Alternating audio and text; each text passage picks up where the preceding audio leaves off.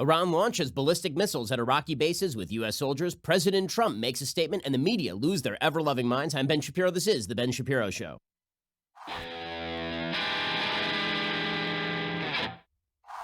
Today's show is sponsored by ExpressVPN. It's how my listeners secure their internet. Join them at expressvpn.com/Ben. Well, with all of the craziness going on in the world, ranging from the situation with Iran to impeachment, you may have noticed that prices of gold have been spiking. Now might be a good time to diversify your assets at least a little bit. And you know who I trust when it comes to diversification of assets. Of course, I'm talking about my friends over at Birch Gold. If you haven't yet taken the first step of requesting a free information kit on gold, go ahead and do it. If you haven't converted a portion of your eligible IRA or 401k to an IRA in precious metals, ask all your questions to my friends over at Birch Gold. Birch Gold will go to work and make things super simple for you. No obligation. You have nothing to lose to take that first step. Again, when there is a lot of chaos in the world, people tend to rush to precious metals because they've never been worth zero, and they are a good hedge against inflation and uncertainty in the market. Text Ben to 474747 during the month of January. When you open an IRA in precious metals, you'll get a signed copy of my book, The Right Side of History, for free. Again, you have to text Ben to 474747 to get a signed copy of my book, The Right Side of History, along with all those other conditions. Text Ben to 474747. Again, this would be a good time to think about diversifying because the world is growing chaotic. Birch Gold can help you make sense of it. Text Ben to 474747. Well, the President of the United States just exited the stage after making a statement over the situation in Iraq and Iran. I'm going to give you the background, and then we'll inform you as to what President Trump just had to say and what it actually meant. His speech was actually quite good. The president's speech was given from a teleprompter. He did not take any questions. It lasted about 10 minutes, and he said everything that needed to be said. We'll go through his actual statement in a second. First, the events of last night, which threw everybody into a panic, at least momentarily. So after the killing of Qasem Soleimani, which followed hard on the attempt to burn down the United States embassy in Baghdad, an act that was coordinated and ordered by Soleimani, and Soleimani had then come to Iraq to coordinate further attacks. The fact that the Iranians were going to respond after Soleimani was killed, that was inevitable. We all knew it. Iran was going to do it. Everybody knew this was coming.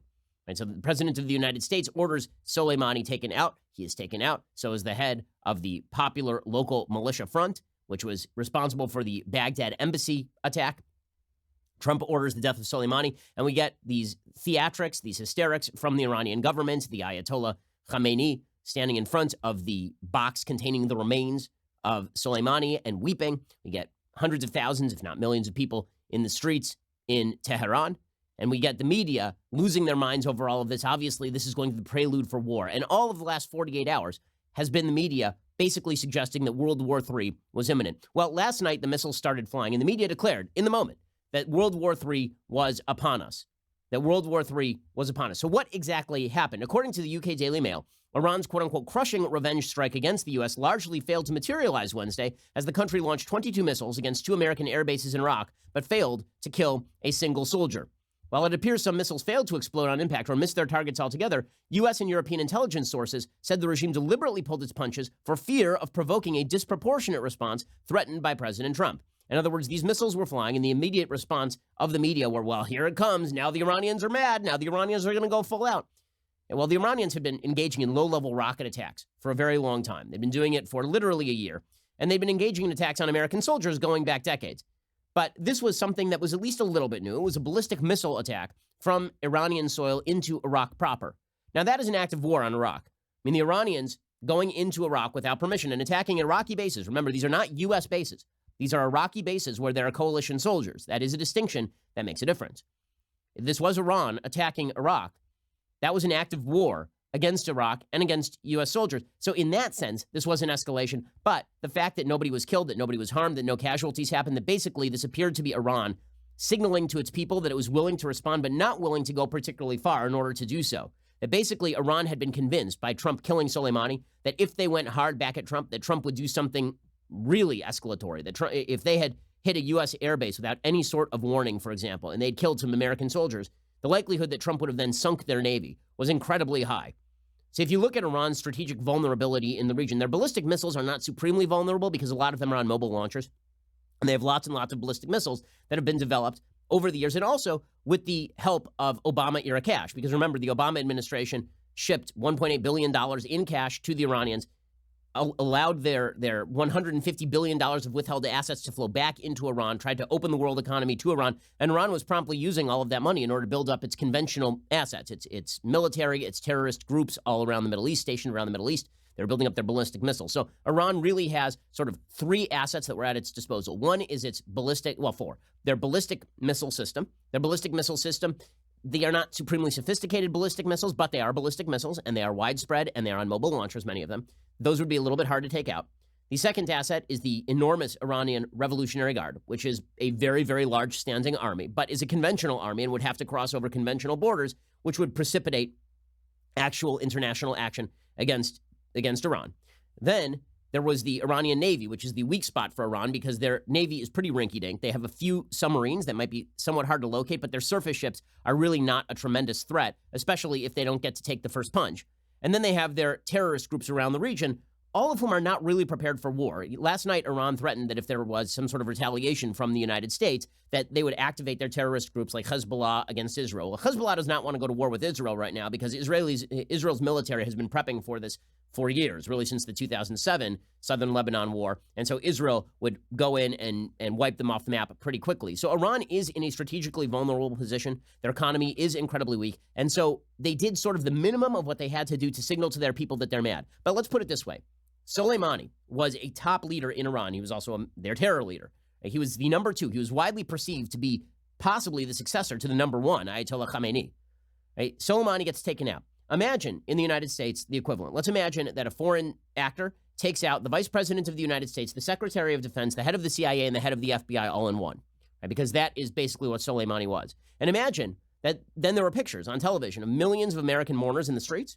And imagine there are pictures of the president of the United States openly weeping over the corpse of this person or these people. And then imagine that the response was we fired 22 ballistic missiles, all of which failed to kill anybody who had actually ordered the attack or any of the soldiers on the other side. The American people would rightly consider that to be an act of weakness. Well, what happened last night was an act of weakness, and it is now apparent, it's becoming more and more apparent, that it was a deliberate act of weakness because the Iranian government did not want to provoke a serious response from the United States. As the Daily Mail is reporting, Iraqi Prime Minister Adil Abdul Mahdi said that Iran warned him about the attack on the Ain al-Assad and Erbil air bases an hour before they took place. And then Abdul Mahdi turned around and he warned Iraqi and U.S. troops to take shelter. Finland and Lithuania said they were also informed to get their soldiers to safety. In other words, this was staged. Okay, this is what it sounds like. It sounds like this was staged. It sounds like the Iranian government basically signaled to the Iraqis, listen, we got to do something because otherwise it looks like our regime is so weak that we can't even retaliate in response to the killing of one of our leaders. And so here's what we're going to do. We're going to fire some ballistic missiles. It'll be a lot of sound and fury, signifying nothing, because we're warning you beforehand to get your people out. So you get your people out, nobody gets killed. We get to claim that we took a crushing response to all of this. And then you get to basically claim that we didn't do any damage and everybody goes home happy. And that is effectively what happened last night. Now, the Iranian government played it up to the hilt. One Iranian official, the Iranians really did play this up. The Iranian state TV was reporting that Ayatollah Khamenei was coordinating the attacks himself, which was supposed to be an indicator of the seriousness of the Iranian response. There was MSNBC reporting on that last night. We have reports as well from the IRGC that Ayatollah Khamenei, the supreme leader of this country, was in the control room coordinating all of these attacks. They're also reporting that Iran's Air Force has been deployed and they are ready to intercept any attacks from the United States. Ayatollah Ali Khamenei then described the attacks as a, quote, slap in the face of America, but he admitted they were not enough to avenge Soleimani. He did a televised address where he promised Iranians the true revenge would be kicking U.S. forces out of the Middle East altogether. The problem is that the strategy he just pursued actually made that more difficult. So the media were claiming yesterday, and basically since Soleimani's killing, that killing Soleimani was going to prompt Iraq to throw the U.S. out of Iraq. That is just sheer nonsense. They were proclaiming that the parliament had voted that the United States should leave. There's only one problem. Only the cabinet can ask the United States to leave. There is no cabinet in Iraq because the acting prime minister has been under significant pressure to step down, specifically because Iran was dominating his foreign policy. In fact, the vote that was taken in the Iraqi parliament was taken with barely a quorum available. Every Sunni legislator, every Kurdish legislator boycotted the vote, and the vote was non-binding. So none of that made any sense. And then Iran actually made its case worse yesterday because Iran is claiming that the United States should pull out of Iraq. and then saying that the Iraqi people want the United States out of Iraq? There's only one problem with that. Everybody in Iraq who is not Shia knows that the minute that the United States is out, Iran rushes in and takes over every bit of the government. They understand that. So, and having Iranian missiles flying into Iraqi territory trying to kill Iraqi citizens is not a very good way of showing that you don't have territorial aspirations to take over Iraq. So actually, this is pretty counterproductive for the Ayatollahs. They were put between Iraq and a hard place. They were sort of boxed in here. And so they lashed out in the most minimalist way they could, deliberately, apparently, avoiding casualties so that they couldn't give Trump an excuse to go after their Navy or go after any of their important military sites. Now, the media last night played this as an act of sheer panic. World War III is upon us. It's a massive war. I've been saying for weeks, when no one wants to go to war, nobody's going to war. The Iranians don't want war because if there's a war, Ayatollah Khamenei, that dude is dead.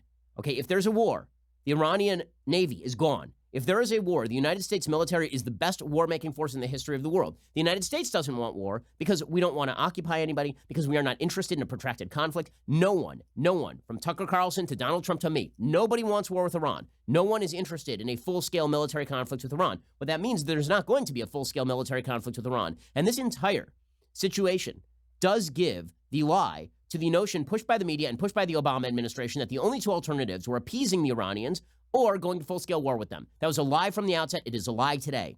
The two choices were not signing giant checks to a terrorist entity or going to complete war with the terrorist entity.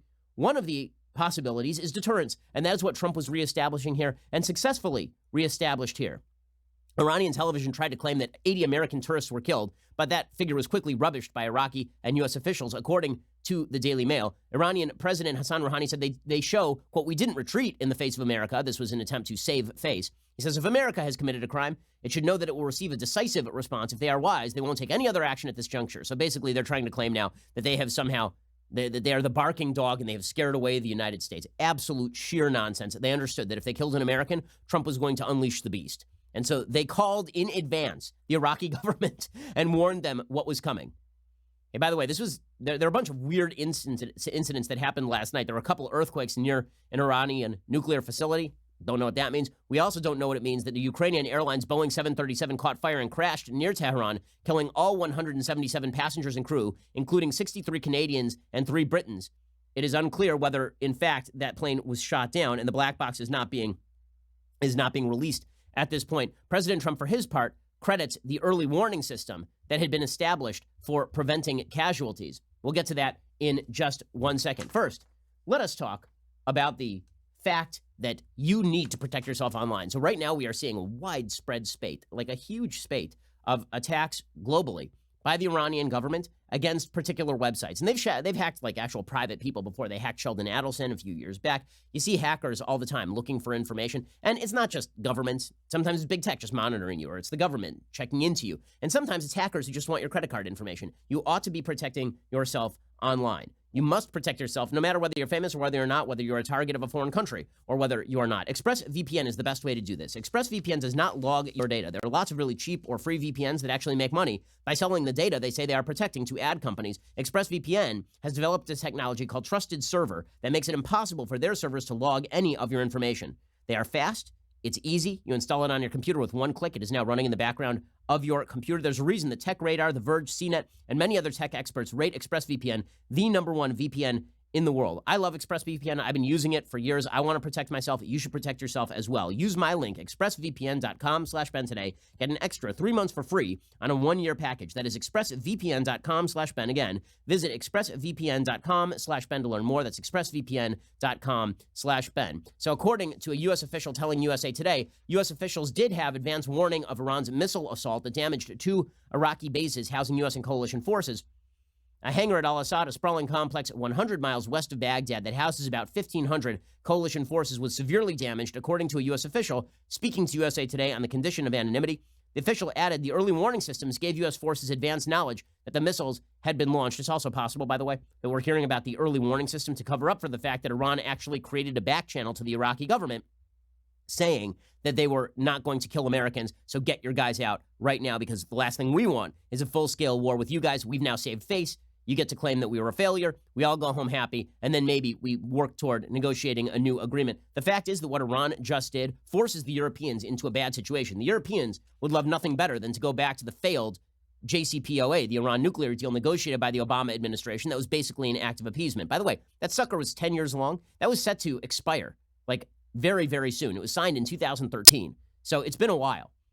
And that thing was already going to be defunct, and Iran was going to start its nuclear testing, its nuclear missiles program, its nuclear weapons program right back up in the next couple of years, no matter what. So Trump saying that we need to cut a new deal with Iran and that has to be done on the basis of no more terrorism, no more ballistic missile testing, no more nuclear technology. That is exactly right. One of the things you keep hearing from the media is that the Iran nuclear deal was keeping Iran in check. Well, only with regard to their nuclear program at best. At best. In reality, what it was doing was bribing them with the possibility of greater regional power and economic strength so that one day they could move forward with an actual nuclear weapons program. That is why the Democratic takes on all of this are so silly. So in the middle of all of this, the Iranians have basically backed down. Iran issued all of these sort of empty warnings. One of their Iranian leaders tweeted a picture of the Iranian flag, supposedly sort of the response to Trump tweeting a picture of the American flag, as they treated the Iranian flag because, wow, look at us, we're just like the United States. Yeah, except for the fact that you shot a bunch of missiles and didn't even hit a camel in the ass. So there's that. And then Iran issued further warnings saying they were going to attack Dubai, that they were going to attack Haifa in Israel, Tel Aviv, which of course is just silly talk. And then Javad Zarif, basically the foreign minister who was talking tough just a few moments ago, all of a sudden he is backing down on Twitter. He said Iran took and concluded proportionate measures in self-defense under Article 51 of the UN Charter, targeting base from which cowardly armed attack against our citizens and senior officials were launched. It wasn't against your citizens. You literally had terrorists in the country of Iraq, a foreign country where you were facilitating terror attacks. We do not seek escalation or war, but we'll defend ourselves against any aggression. So that was Zarif basically saying, we're done now.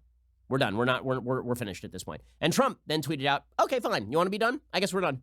And he tweeted out last night, all is well. Missiles launched from Iran at 2 military bases located in Iraq. Assessment of casualties and damages taking place now. So far, so good. We have the most powerful and well-equipped military anywhere in the world by far. I will be making a statement tomorrow morning. And then, this morning, President Trump actually made his statement. That's why we delayed the onset of the show this morning. He opened by walking out, flanked by his national security team, the Joint Chiefs of Staff, as well as his Secretary of Defense and Vice President. And he said right off the bat, Iran will never have a nuclear weapon. Like, this was his first statement. The only difference between Trump and Obama is that Trump actually means it. See, the thing is that if you say never, what that means is beyond your term. Obama was fine with Iran gaining a nuclear weapon. He just wanted them to do it a few years down the line when he thought he couldn't be blamed for it.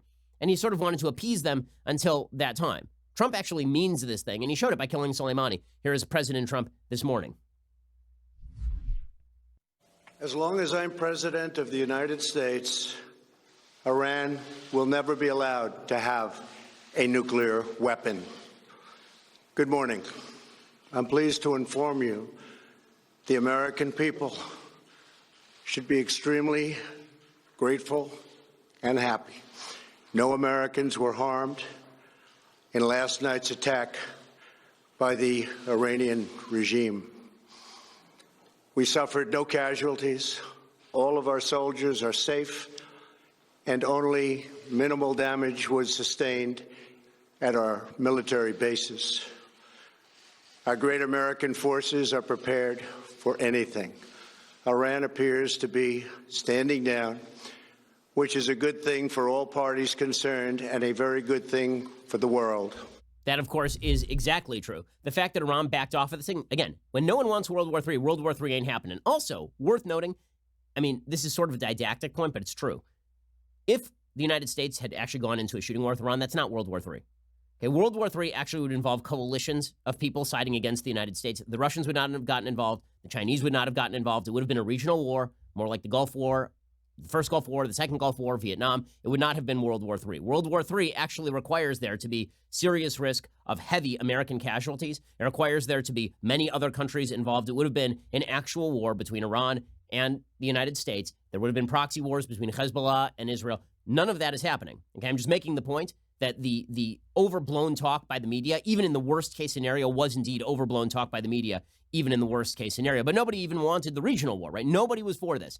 It was so funny watching people in the media, ranging from the sort of isolationist right to the radical left and the mainstream left, suggesting that there were people inside the administration who were desperate for war. I saw people tweeting last night that John Bolton wanted war. No, John Bolton when he was the NSA, wanted something like this. What he wanted was, we kill off your worst people, and then you end up in cowardly fashion. You end up sending us messages to get our people out so that you don't kill our people because you don't want us to break you. Right? That's exactly what happened. President Trump says there will be consequences for the actions of Iran last night, but they're going to come in the economic and diplomatic sphere, which, of course, is exactly the right move. The fact is, now, what are the Europeans going to do? Side with the Iranians? And in fact, it's obvious that that's not what is going to happen. And the fact is that the UK has already come out against Iran. Boris Johnson saying the United States has a right to defend its soldiers, saying that he is going to work with President Trump. You're going to see the other Western countries come around on this. Boris Johnson said today that the United States has the right to protect its troops and told Iran to de-escalate. So this is moving in President Trump's direction. It turns out that deterrence has always been and will continue to be good policy. President Trump announced this morning that there would, in fact, be new sanctions on Iran. And as you'll see, he then urged the Europeans to get on board. As we continue to evaluate options in response to Iranian aggression, the United States will immediately impose additional punishing economic sanctions on the Iranian regime. These powerful sanctions will remain until Iran changes its behavior. Okay, and then President Trump came out and he suggested that other countries need to pull out of the failed JCPOA, the Iran nuclear deal, and it's time to actually negotiate a deal that contains Iran and deters Iran. Again, the biggest problem with the Iranian nuclear deal was not with regard to the nuclear program. Yes, it was a problem that the verification procedures, which were heavier than other verification procedures, still were not completely bulletproof. The bigger problem was that it basically just said to Iran, okay, you develop as much as you could possibly want to develop your conventional military, your terrorist branches, your economy, and then in 10 years you can develop a nuke. That was basically what the JCPOA said.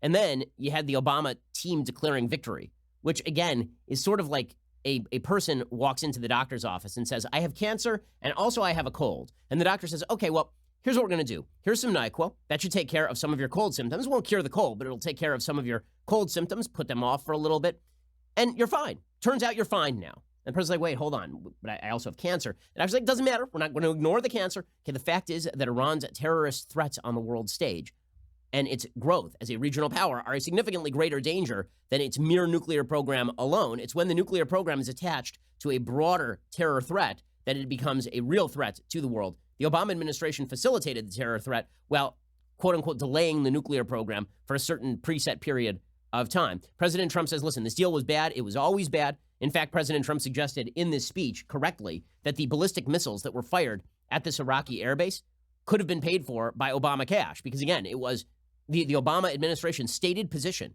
that the Iranians could use money from the opened economy and from the United States to build its terror capacity. John Kerry openly admitted this in March 2016. He said, of course, they're going to use it for terrorism. Sure, they might use it for ballistic missiles. Okay, those ballistic missiles were falling on Iraqi and American troops last night, or would have been if the Iranians didn't warn the Iraqis ahead of time. Here's President Trump saying other countries need to pull out of this crap deal.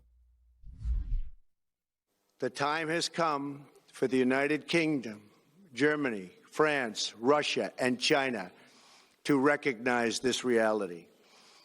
They must now break away from the remnants of the Iran deal, or JCPOA. And we must all work together toward making a deal with Iran that makes the world a safer and more peaceful place.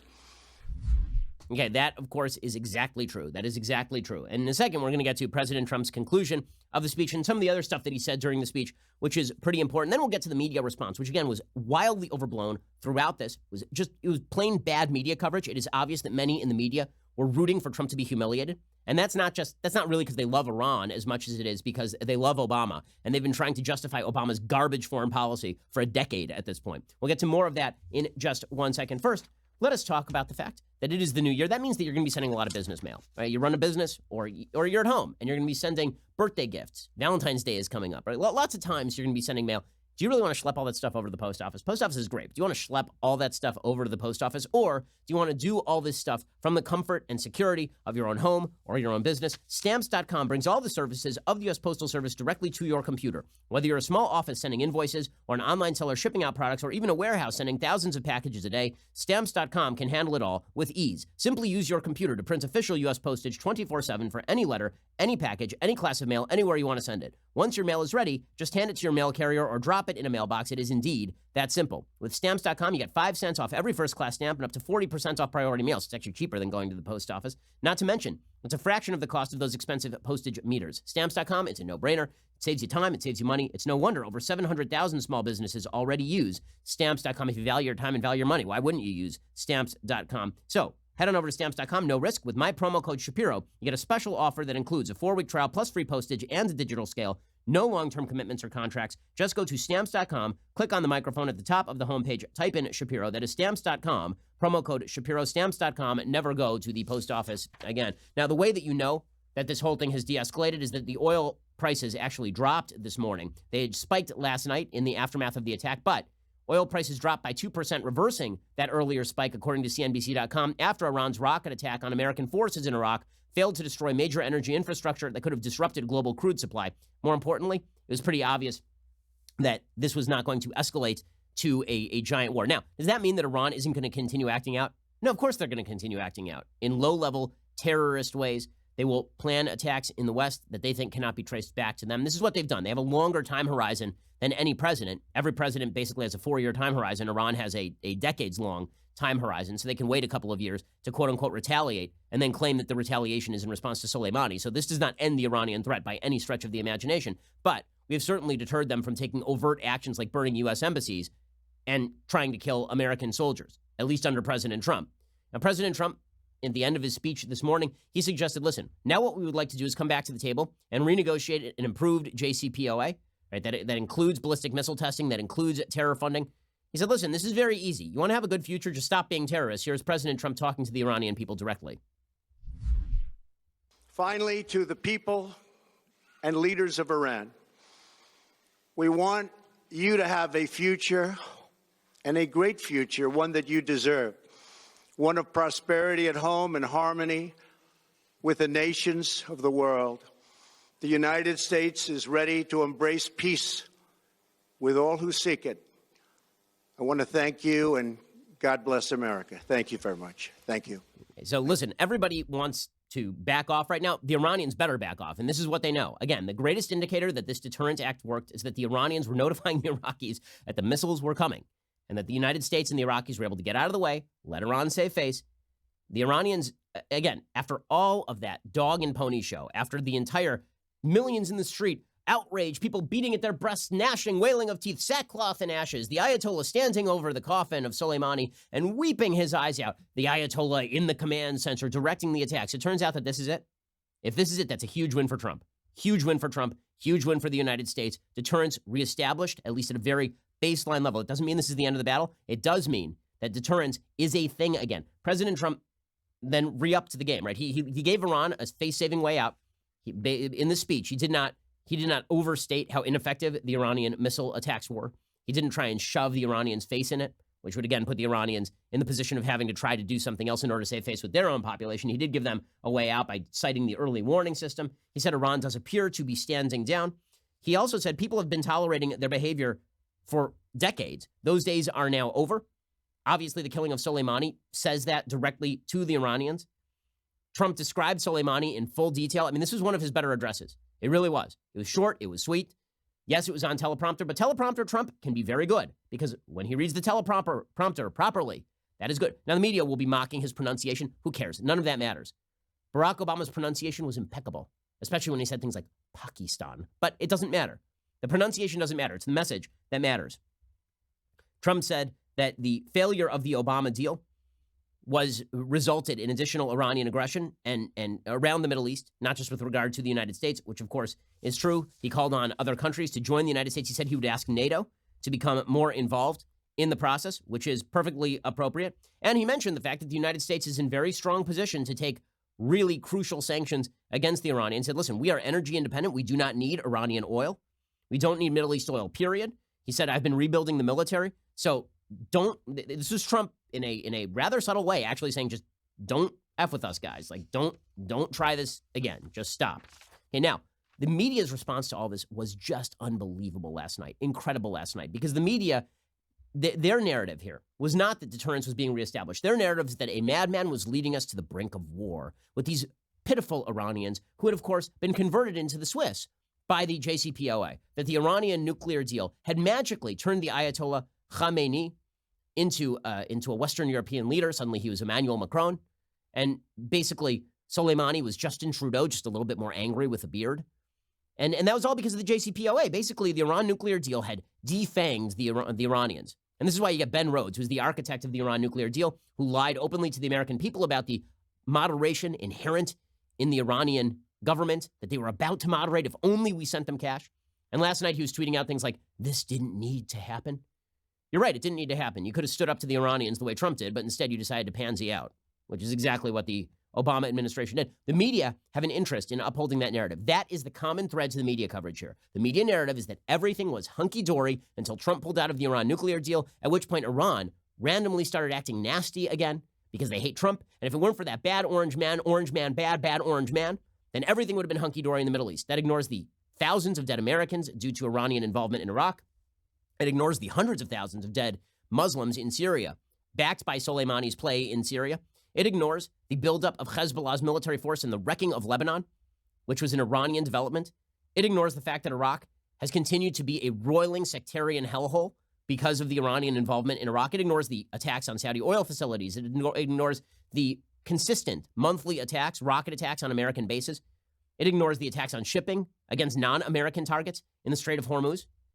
And the fact is that the Iranians have been pursuing terrorism for literally decades. That escalated in the immediate aftermath of the JCPOA. Right before Obama left office, the Iranians took a bunch of Americans hostage, right? They took a bunch of American military men hostage, and then Obama had to basically wheedle it out of them. But the narrative, again, from the media side, is that this is all Trumpian craziness. So the problem is this didn't result as they wanted it to result. If the media had its way, we would be at war right now. If the media had its way, Iran would have retaliated much more harshly. They would have killed American soldiers. I'm not saying that the American media are rooting for the death of American soldiers. They are rooting for an outcome bad for Trump so that they can prop up their narrative. And if that outcome that is bad for Trump involves more American assets being put in danger, they are happy. You could see the celebration in media last night, the thinly veiled celebration in media last night when Iran started firing the missiles, when it turned out it was a big nothing. You can see the disappointment this morning. Lawrence O'Donnell is a perfect example of this. Over at MSNBC, Lawrence O'Donnell actually tweeted, Trump wagged the dog. Now the dog is wagging Trump. Right? Celebrating the idea that Trump had wagged the dog in order to avoid impeachment coverage, but now he had lost control of the situation. And the media need this narrative because, again, the narrative is that the Iranians were perfectly reasonable, that Obama had made them perfectly reasonable, and that Trump just drove them mad because Trump is a madman. Jim Acosta over at CNN doing the same routine. Jim Acosta, who doesn't know his ass from his elbow, suggesting last night, this is what the experts feared. This is exactly what the experts feared. Oh, my God, Jim Acosta. By the way, ladies, find you somebody who loves you like Jim Acosta loves him some Jim Acosta. The president's attention has been gotten by the Iranians, no question about it. And getting back to what I was saying earlier, Wolf, this is exactly what many foreign policy and national security analysts feared here in Washington. A lot of Democrats have been talking about over the last 72 hours that the president, by targeting Soleimani, has essentially set this chain of events into motion. And the question is whether the president will be able to get on top of it and handle it. Oh, well, you know, Jim Acosta looking real sad about that. This is what the experts feared. It's what they feared. Chris Hayes over at MSNBC doing the same thing. It's strategically and morally a disaster to go to war with Iran. No one's going to war with Iran, but you're going to have to explain how it's a moral disaster to kill the leading terrorist in the Middle East responsible for literally tens of thousands of deaths, most of them Muslim.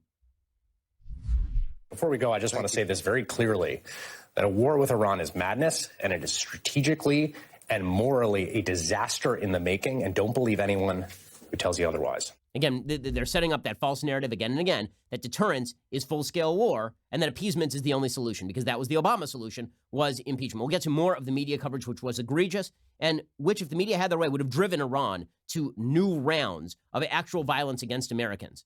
Because the Iranians are watching the media coverage too. They are.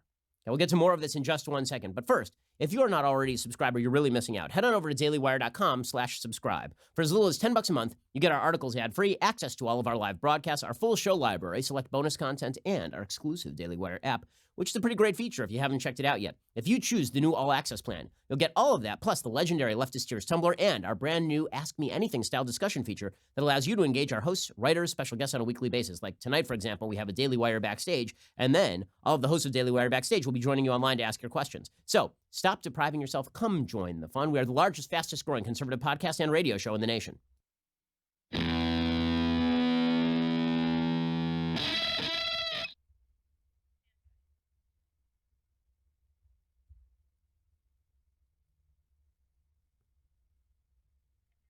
So it's all about the narrative, And the narrative absolutely collapsed in on the Democrats last night when the Iranian response was not only ineffectual, but apparently telegraphed to America and her allies to avoid Iran having to up the ante.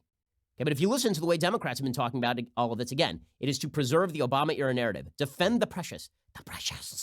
Defend the precious at all costs. Barack Obama is the precious. The Iran nuclear deal is the precious. It was garbage from day one. Anyone who watched foreign policy knew that it was garbage from day one. This was Neville Chamberlain-esque appeasement of the worst regime on planet Earth.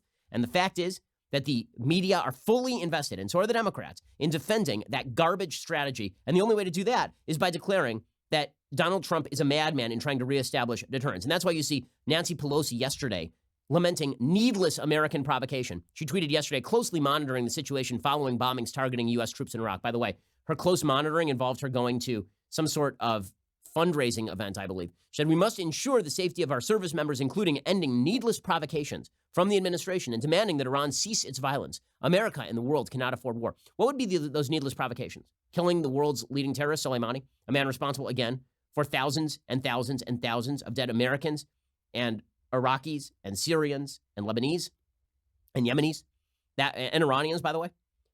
Would those be the needless provocations? Then there's John Kerry saying it's a tragedy that Donald Trump rushed to confrontation. If he had been me, he just would have signed a giant check to the Ayatollahs so they could have used it to kill more people and then declared that peace had been established. Here's John Kerry, who's beginning to resemble more and more something from Tales of the Crypt. Here's the former Secretary of State. Now we're seeing the repercussions of going back to where we were when we began the process of trying to eliminate a nuclear weapon. I think it's a tragedy for the world that instead of diplomacy, this administration has rushed to confrontation. And if this develops into a tit-for-tat, increased effort, it will become a war that is needless. It didn't have to happen, and it will be a reckless war of choice by the President of the United States. Is the President of the United States responsible for Iran being a terrorist entity for the last 40 years? Also, here are my medals from Vietnam because I'm a terrible person. John Kerry, that man was the 2004 Democratic nominee. Speaking, by the way, of the 2004 Democratic National Convention, Michael Moore was tweeting out this morning pictures from Soleimani's funeral with the tens of thousands of people in the street saying, is there any general in America who would get this kind of adoration?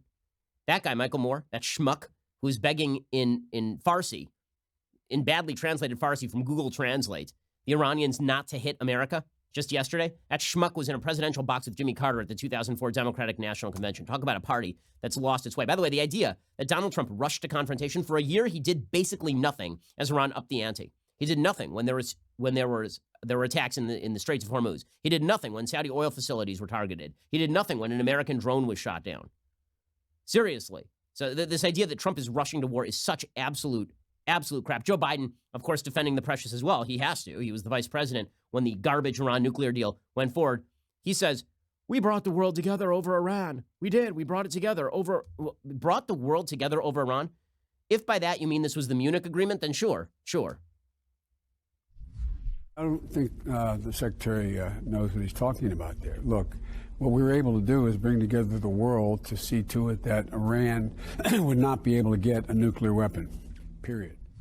Well, I guess that was the only issue on the table was Iran getting a nuclear weapon. The only issue on the table. Because, again, the Obama administration played doctor who ignores the cancer but treats the cold symptoms. That's exactly what they did. Joe Biden has been wrong on every major foreign policy issue of his entire career. By the way, speaking of Joe Biden, the man can't even keep Iran and Iraq straight. He gave a little speech yesterday in which he was ripping on Trump's Iranian foreign policy. And then he just mixed up Iran and Iraq because the dude is barely functional at this point.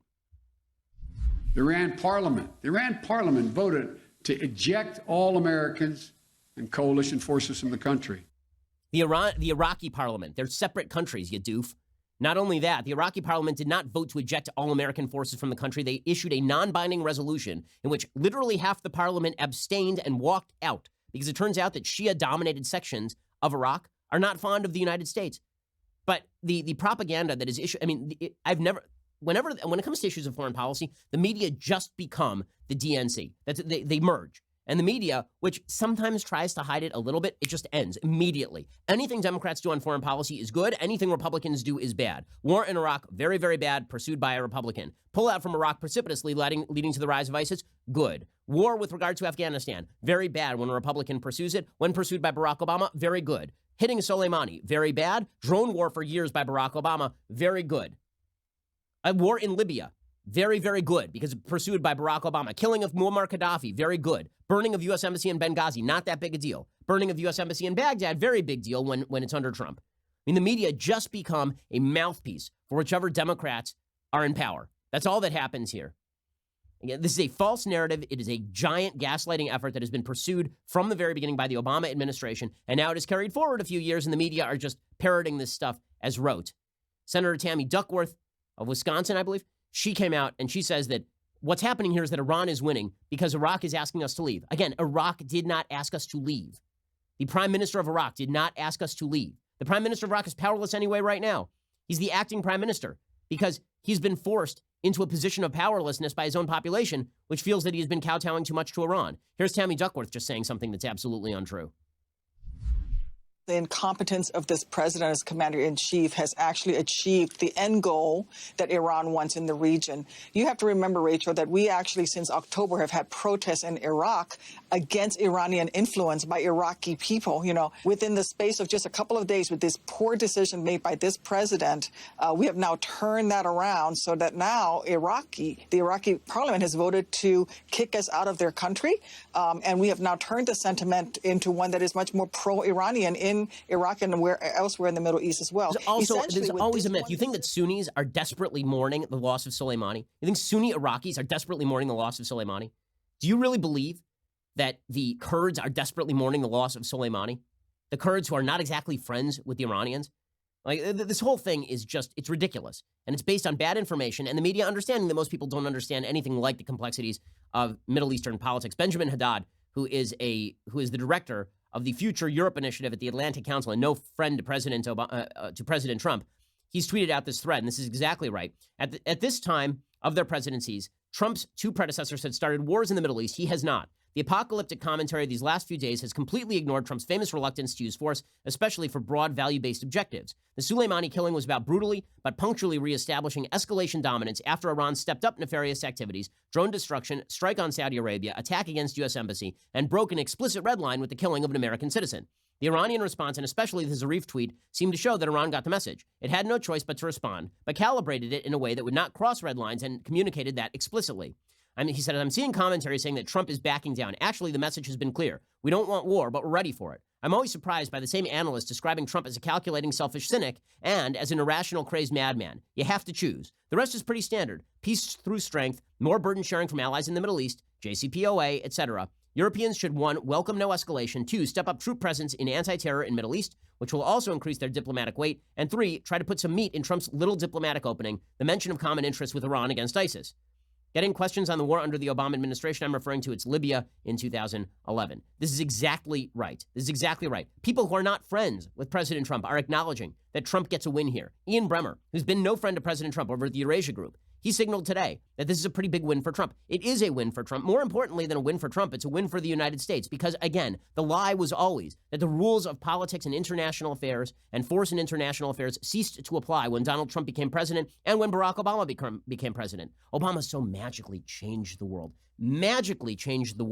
that he could simply sign a check to the Iranians and then they would become wonderful neighbors to everyone around them. It was absolute bullcrap from the very start. And then Trump comes in, he kills Soleimani, he ends the nuclear deal. And then the logic is, well, the world began spinning when Barack Obama was president. He had magically changed. So Trump magically changed them back. Here's the reality. Iran has not changed its goals. It has not changed its orientations. It has not changed its tactics. Not one iota. For 40 years, they've been incredibly consistent. That tends to happen in dictatorships. The fact that the media want you to believe that we were on the verge of World War III here is demonstrative of the fact that either the media don't know what they're talking about or they're malicious, and I happen to think that it is probably the latter. Okay, meanwhile, impeachment is moving forward. Nancy Pelosi is now in a debate with Nancy Pelosi about whether Nancy Pelosi ought to release the impeachment charges to the Senate. She's being urged by members of the Senate to do so because Mitch McConnell says, I'm going to continue forward with this impeachment trial without naming witnesses, which of course is exactly what happened under the Clinton administration. During the Clinton administration, during the impeachment hearings about Bill Clinton, the Clinton Senate moved forward with the procedure. They said, we will name the witnesses later. They ended up calling like 3 witnesses, and that was it. McConnell says, I'm not going to preset the witness list. We have to hear the arguments from the House managers. We also are going to have to hear from the prior witnesses, presumably, and then we'll start talking about what exactly comes next. And this, of course, has driven Pelosi to the point of distraction. She wants John Bolton to be named in the witness list, as though this is going to change things radically. I have serious doubts that that is the case. The New York Times running pieces about Mitch McConnell being afraid of John Bolton. Well, maybe Mitch McConnell is just not going to cave to Nancy Pelosi's pressure to do an investigation where she refused to. Remember, the House could have called John Bolton and waited on it. They didn't. They didn't because Bolton probably was not going to give them what they wanted.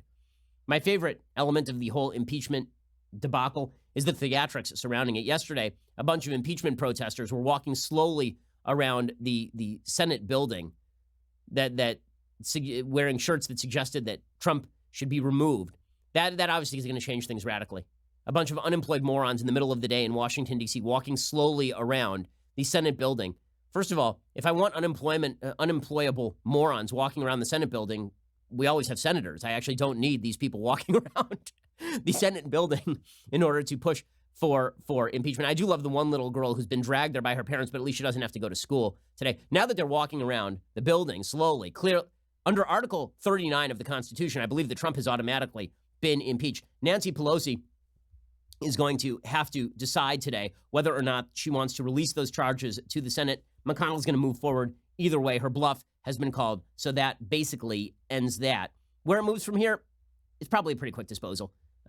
Unless John Bolton says something earth-shattering, which is very doubtful at this point, this whole thing is going to basically amount to nothing, and we'll all move on with our lives. Okay, so we don't actually have time for things I like today. So instead, we'll do a very, very brief thing that I hate. Elizabeth Warren appeared on The View, and Elizabeth Warren's appearance on The View was garbage, as per her usual arrangement. First, Meghan McCain had to cudgel her into acknowledging that Soleimani was a terrorist, and then Elizabeth Warren started just spewing nonsense about Merrick Garland. So here is Elizabeth Warren explaining that Mitch McConnell's handling of Merrick Garland was unconstitutional, which is amazing coming from a lady proposing a wealth tax that is blatantly unconstitutional. When President Obama nominated Merrick Garland to be a Supreme Court justice, he had a year as a sitting president. And when Mitch McConnell just said, sorry, he's not getting a hearing, we're not even going to meet with him. The Constitution says the president will nominate. That's right. And the Senate will then offer its advice and consent. And you really want it in a confirmation. We never wrote it with the assumption that, you got to say within 30 days and then someone's got to come in. That was unconstitutional. Because the assumption was so now apparently it's together. unconstitutional to fully abide by the Constitution and just say, we're not going to vote on this president's nominee. You don't have to vote on anything. I'm confused. Does Elizabeth Warren think that Nancy Pelosi has a duty to convey the impeachment charges? Because she does not. She can hold them back. She can do whatever she wants. If the Constitution doesn't say you have to do it, you don't have to do it. Nothing says that the Senate has to accede to a vote on a Democratic nominee if the Senate does not wish to. Alrighty, we'll be back here later today with 2 additional hours of commentary. Also, we'll be back here tonight with Daily Wire Backstage. I'm sure it will be very heavily involved with Iran talk and impeachment talk. And we'll be back here tomorrow. So much good stuff. Go over to Daily Wire right now and subscribe if you really want the behind the scenes and all of our content. Otherwise, we'll see you here tomorrow. I'm Ben Shapiro. This is The Ben Shapiro Show. The Ben Shapiro Show is produced by Rebecca Dobkowitz, directed by Mike Joyner, executive producer Jeremy Boring, senior producer Jonathan Hay, supervising producers Mathis Glover and Robert Sterling, technical producer Austin Stevens, associate producer Colton Haas, assistant director Pavel Wydowski, edited by Adam Sayevitz. Audio is mixed by Mike Coromina. Hair and makeup is by Jesua Olvera. Production assistant Nick Sheehan. The Ben Shapiro Show is a Daily Wire production. Copyright Daily Wire 2020. If you want to cut through the madness of our politics and culture and know what's really going on, head on over to The Michael Knowles Show, where we can all bask in the simple joys of being right. See you there.